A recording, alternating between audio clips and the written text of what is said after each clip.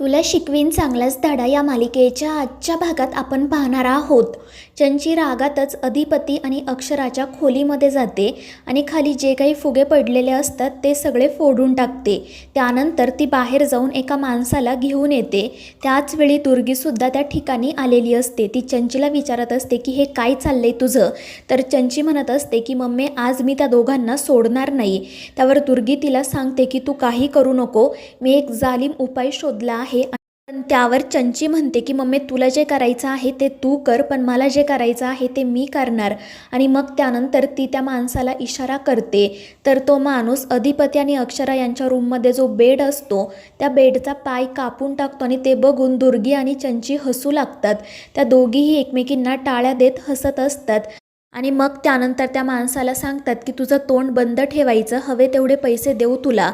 आणि मग तो माणूस तेथून निघून जातो. तर चंची हसतच दुर्गीला म्हणत असते की मम्मी बघ आता त्या मास्तरनीचे सगळे दात कसे घशात जातात ते.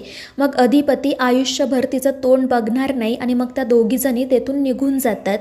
दुसरीकडे भुवनेश्वरी तिच्या खोलीत अस्वस्थपणे फेऱ्या मारत असते.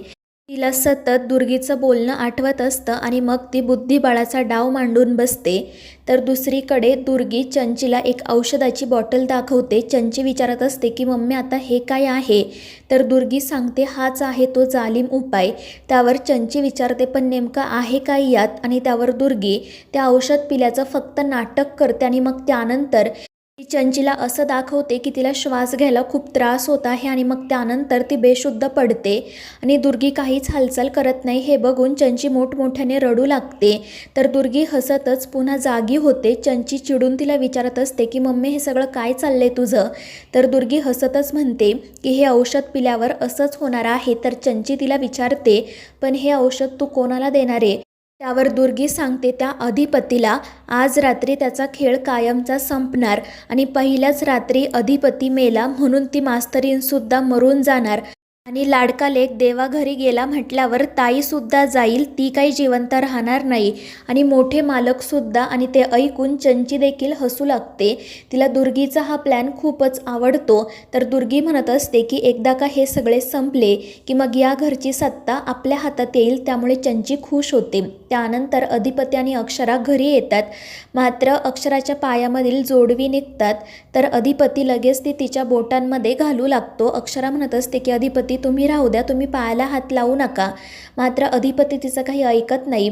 तो स्वतः अक्षराच्या बोटांमध्ये ती जोडवी घालतो. तर अक्षरा मनाशी म्हणत असते की खरंच मला कधी कधी असं वाटतं की मी माझं प्रेम व्यक्त करायला खूप उशीर केला, नाहीतर हे सगळे आनंदाचे क्षण माझ्या आयुष्यात कधीच आले असते. खरंच मी खूप लकी आहे की अधिपती मला नवरा म्हणून मिळाले. आणि मग ती अधिपतीकडे बघतच राहते. दुसरीकडे आजी अधिपतीसाठी दूध तयार करत असते. तितक्यात दुर्गी आणि चंची त्या ठिकाणी येतात.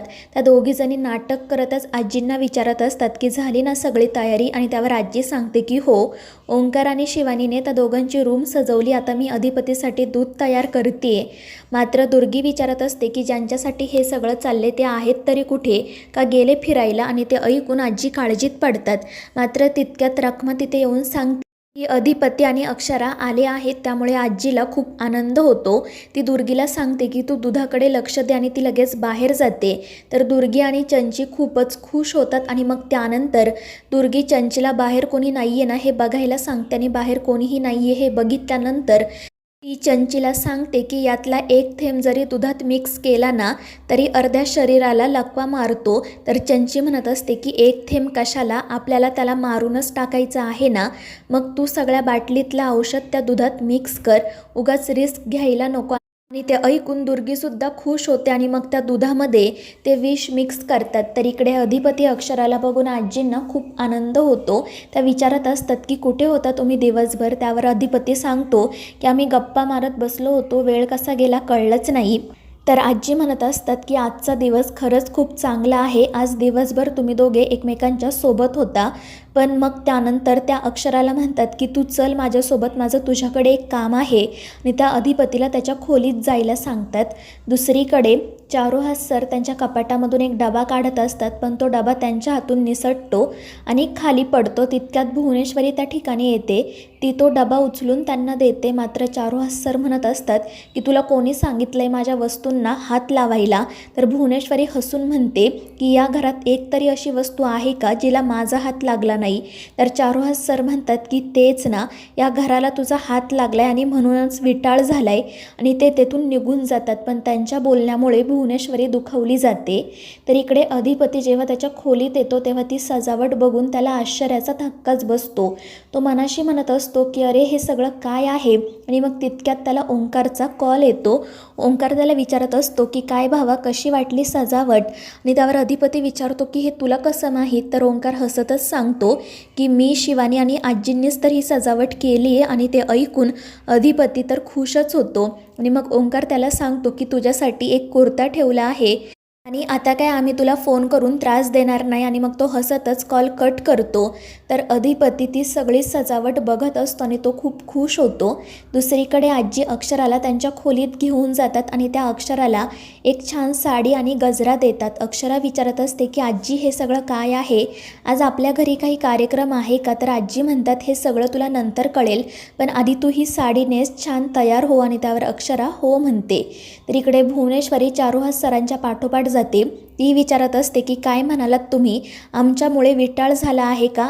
आमच्यामुळे हे घर अपवित्र झालं आहे का? आणि त्यावर चारुहास सर म्हणतात की आता एकच गोष्ट किती वेळा बोलून दाखवणार आहे? आणि त्यांच्या अशा बोलण्यामुळे भुवनेश्वरीसुद्धा चिडते आणि मग ते दोघेजण वाद घालायला सुरुवात करतात.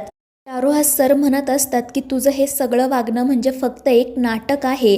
तर भुवनेश्वरी म्हणत असते की आमचं वागणं म्हणजे नाटक नाही आहे. आमचं या घरावर, तुमच्यावर आणि अधिपतींवर मनापासून प्रेम आहे, पण ते तुम्हाला कधीच कळलं नाही. तर चारुहास सर म्हणत असतात की तू प्रेमाचं फक्त नाटक केलं आणि जर एवढंच असेल तर हे घर सोडून निघून जा. पण तू जाणार नाही माहिती आहे मला, कारण तुला या संपत्तीची हाव सुटत नाही. तर भुवनेश्वरी म्हणते की कधी कळणार आहे तुम्हाला की आम्हाला संपत्तीची हाव नाहीये, तर आम्ही प्रेमाच्या भुकेल्या आहोत आणि म्हणूनच आमचा तिळपापड होतो. मात्र चारुहास सर भुवनेश्वरीचं बोलणं समजून घेत नाही. ते म्हणतात की तू तर या घरातून निघून जाणारच नाही हे माहिती आहे मला, आणि म्हणून वेळ पडली तर मीच हे घर सोडणार आहे. तर भुवनेश्वरी म्हणते ठीक आहे, घर सोडायचं ना खुशाल सोडा, पण एक गोष्ट लक्षात ठेवा, जर तुम्ही हे घर सोडलं तर पुन्हा येण्याचे दरवाजे बंद होतील. आणि आमचं जाऊ द्या, पण तुमचा लेकच तुम्हाला या घरात येऊ देणार नाही. आजपर्यंत आम्ही त्यांना आवर घातला, मात्र यापुढे आम्ही तुमच्यामध्ये आणि त्यांच्यामध्ये पडणार नाही. आणि भुवनेश्वरीचं ते बोलणं ऐकून चारुहास सर अजून चिडतात. दुसरीकडे अक्षरा छान तयार झालेली असते. आजी तिला म्हणतात की आता तू हे दागिने सुद्धा घाल. त्यामुळे अक्षरा विचारते पण आजी कशासाठी? तर आजी म्हणतात की आता जास्त प्रश्न विचारू नको. आणि मग त्या अक्षराला छान दागिने घालायला देतात आणि तिला सांगतात की तू तयार झालीस की खाली ये, मी तुला दुधाचा ग्लास देते आणि मग तू तुझ्या खोलीत जा. त्यावर अक्षरा विचारत असते पण आजी कशासाठी? पण आजी हसतच म्हणते की ते तुला सगळं नंतर कळेल. आणि मग त्या तेथून निघून जातात. तर मित्रांनो, या मालिकेच्या पुढील भागांच्या अपडेट्ससाठी आपल्या चॅनेलला सबस्क्राईब करा.